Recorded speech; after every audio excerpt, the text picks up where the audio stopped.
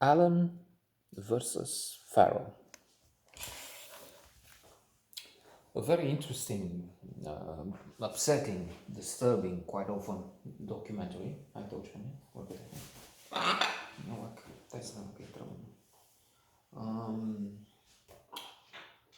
About the conflict between Woody Allen and Mia Farrow, as we have it clear from the title, with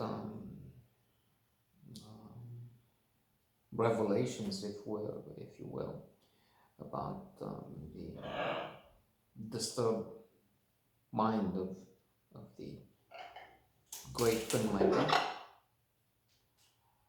Uh, Not that Mia Farrow comes out as a good, immaculate human or an angel. Indeed, she seems to me far from the perverse human being that the man is, but still quite troubled, quite um,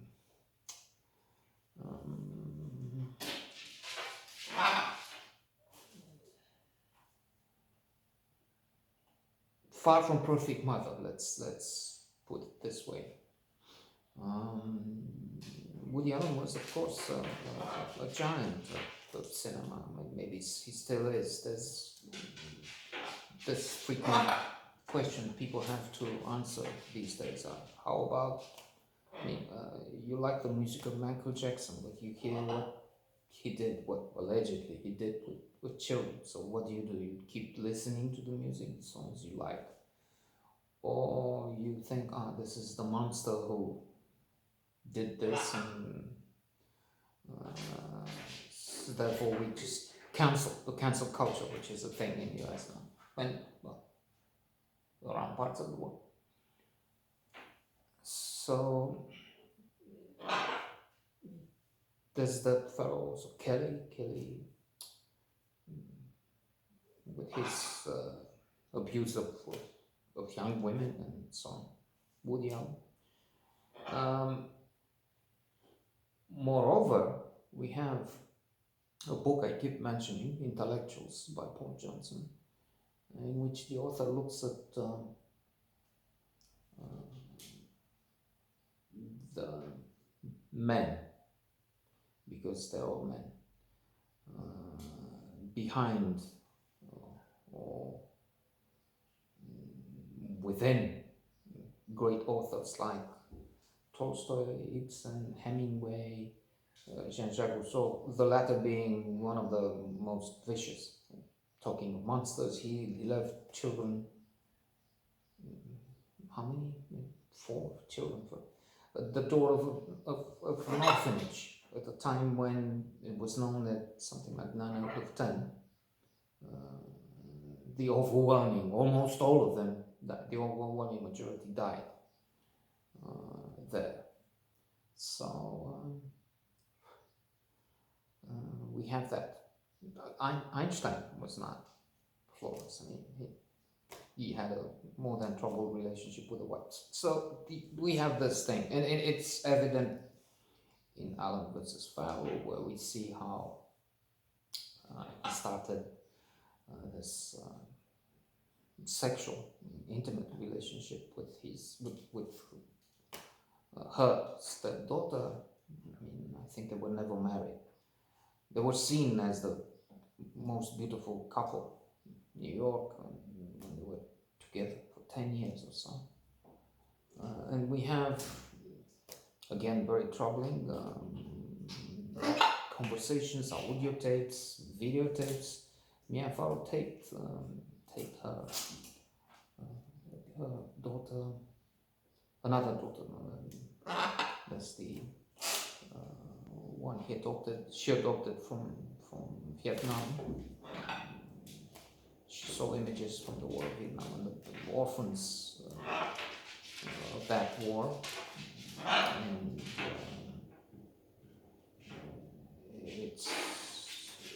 a virtue of her merit that she tried to and adopted a couple from them, and two orphans from Vietnam. But then I'm not sure if what she did was correct. Let's say the incidents of slapping. I mean, she hears about this inappropriate relationship, and she slaps him. I mean, true, we have different standards now, but still.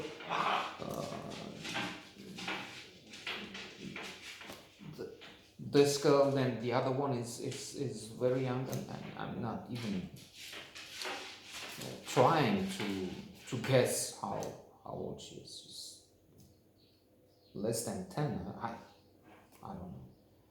And she's saying that Woody Allen touched her private parts, and then said that they go to. It's not even. I mean, it's not even easy to think about it and mention. It's also true that I'm thinking. I think it's Yaktak, the Hunt, of a movie with the phenomenal Mads Mikkelsen title, wherein they're hunting for this fellow who works at a crash or kindergarten or something, and where one girl upset because because of something he did, but that's not. I mean, almost irrelevant. She wanted him to, let's say, spend an hour with her on the bench or something ridiculous, and then she's accusing him of abuse, ultimately, which is not true. Плакать. The miseria. And so I don't know. Alan denies this, so there's a question mark there, but still. He is a very